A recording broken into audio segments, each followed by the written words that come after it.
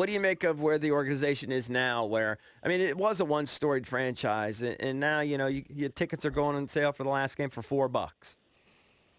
Uh, that's unfortunate. That's a fall from grace. I believe with getting the right people in the front office, this thing can be turned around. Obviously, it was a good win this past weekend. They've got some talent on the team. I don't know where the Redskins are with the salary cap and their ability to be able to bring on young players that can grow together and gel together. But equally as important as that, you have to have players that are self-motivated, and you have to have coaches that know what they're doing on the team. Have you had a chance to watch any of their games yet this year? Yeah, I have. Yeah. What do you make of Sweat, Montez Sweat? I was super excited when we drafted him. It hasn't been quite nearly as productive, but people tell me, sometimes it takes edge rushers a couple years to kind of figure it out. Yeah, typically it takes about 3 years on the average to really be able to put it all together. And if you have one that puts it together sooner, that means he has the potential of being something special. But it took me 2 years to figure it out. But I didn't understand the importance of playing the run. And then the following year, I started understanding the importance of playing. You won't have an opportunity to rush the quarterback. Right. So to put it together, thank God with coaches like Ted Cottrell and Marv and some of the others and even my teammates that emphasize the importance of being that complete player. See, we have too many specialists that are running around in certain situations. He's a rundown stopper, or he's a pass rush back. You're not a complete player. Mm-hmm. And if you're able to put those two together, that's when you become a dynamic player and a force to be reckoned with. Joined by the great Bruce Smith, A Football Life on Bruce Smith premieres this Friday at 10 p.m. Eastern on NFL Network. What should we expect? You're back at your high school, Booker T. Washington, your days at Virginia Tech. I guess everything, right?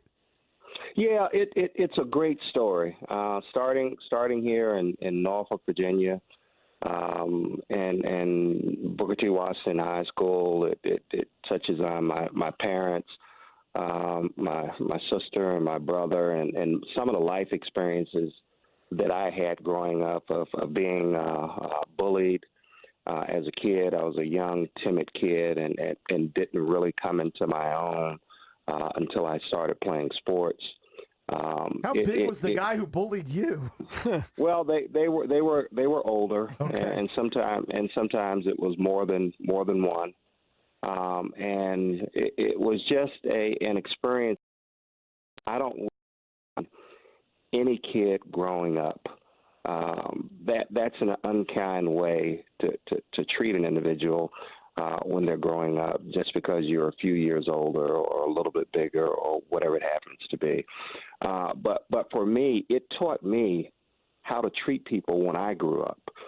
It taught me how to be kind to people and always have a smile on your face and just be kind to people and treat people the way you would want to be treated.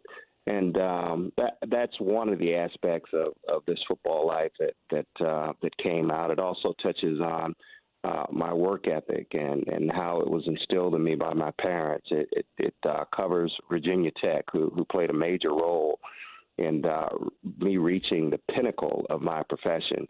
And obviously the Buffalo Bills, where I had that long tenure, 15 years playing with that prolific offense, and Jim Kelly, Thurman Thomas, Andre Reed, and James Lofton and Marv Levy and so many others, and the fans of Buffalo. So it was quite the experience having the NFL Network follow me around for the last 4 months and put this piece together. Bruce, do you ever look at your sack record of 200 and say, well, that's not going to be broken anytime soon? I mean, the only active guy right now that's remotely close is Terrell Suggs with 138, and he's in like year 17 I'm sorry, your record's just going to stand for a long time.